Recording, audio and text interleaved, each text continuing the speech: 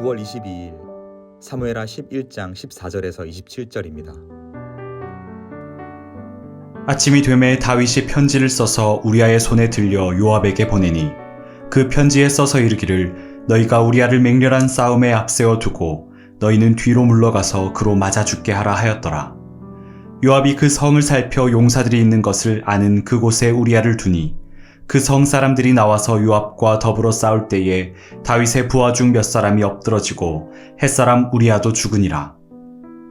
요압이 사람을 보내 그 전쟁의 모든 일을 다윗에게 보고할세 그 전령에게 명령하여 이르되 전쟁의 모든 일을 내가 왕께 보고하기를 마친 후에 혹시 왕이 노하여 내게 말씀하시기를 너희가 어찌하여 성에 그처럼 가까이 가서 싸웠느냐 그들이 성 위에서 쏠 줄을 알지 못하였느냐 요룹베셋의 아들 아비멜렉을 쳐 죽인 자가 누구냐 여인 하나가 성에서 맷돌 윗짝을 그 위에 던지매 그가 데베스에서 죽지 아니하였느냐 어찌하여 성에 가까이 갔더냐 하시거든 내가 말하기를 왕의 종 햇사람 우리아도 죽었나이다 하라. 전령이 가서 다윗에게 이르러 요압이 그를 보낸 모든 일을 다윗에게 아뢰어 이르되 그 사람들이 우리보다 우세하여 우리를 향하여 들로 나오므로 우리가 그들을 쳐서 성문 어귀까지 미쳤더니 활 쏘는 자들이 성 위에서 왕의 부하들을 향하여 쏘매 왕의 부하 중 몇 사람이 죽고 왕의 종 햇사람 우리아도 죽었나이다 하니 다윗이 전령에게 이르되 너는 요압에게 이같이 말하기를 이 일로 걱정하지 말라 칼은 이 사람이나 저 사람이나 삼키느니라 그 성을 향하여 더욱 힘써 싸워 함락시키라 하여 너는 그를 담대하게 하라 하니라. 우리아의 아내는 그 남편 우리아가 죽었음을 듣고 그의 남편을 위하여 소리내어 우니라.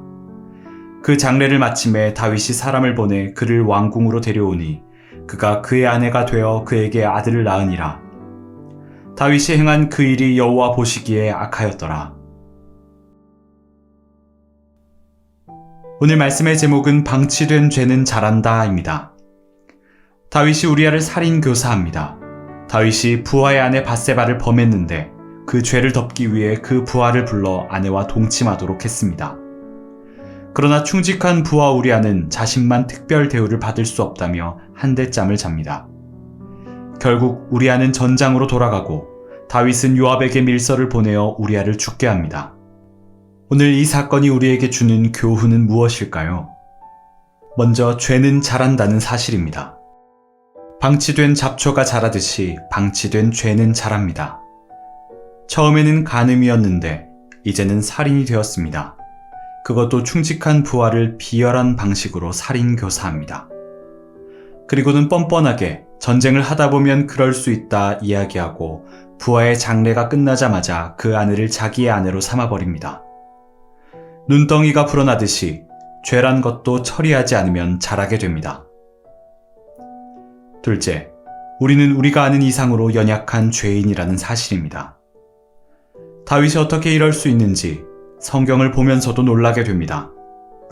그런데 그럴 수도 있습니다. 사람은 누구나 연약한 죄인이기 때문입니다. 우리도 마찬가지입니다. 우리가 생각하는 이상으로 우리는 연약한 죄인입니다. 인간의 본성상 자신을 바라볼 때는 나는 괜찮은 사람이야 하며 관대한 눈으로 바라봅니다. 성도로서 자존감을 가지는 것은 귀하지만 낙관론은 조심해야 합니다. 다윗이 이 정도였다면 우리는 더욱 연약한 죄인입니다. 셋째, 죄에 대한 최고의 대처는 회개입니다.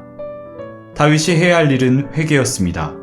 그런데 안타깝게도 다윗은 죄를 덮기에 급급했습니다. 온 힘을 다해 자신이 가진 지혜와 힘을 다해 부하를 동원하면서 다른 부하를 희생시키면서까지 자신의 죄를 덮으려 했습니다.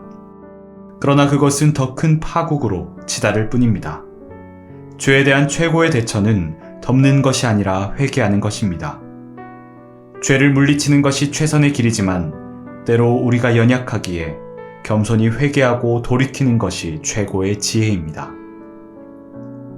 죄가 우리를 삼키지 않도록 깨어있고 또한 정직하게 회개하는 귀한 성도가 되시기를 소망합니다.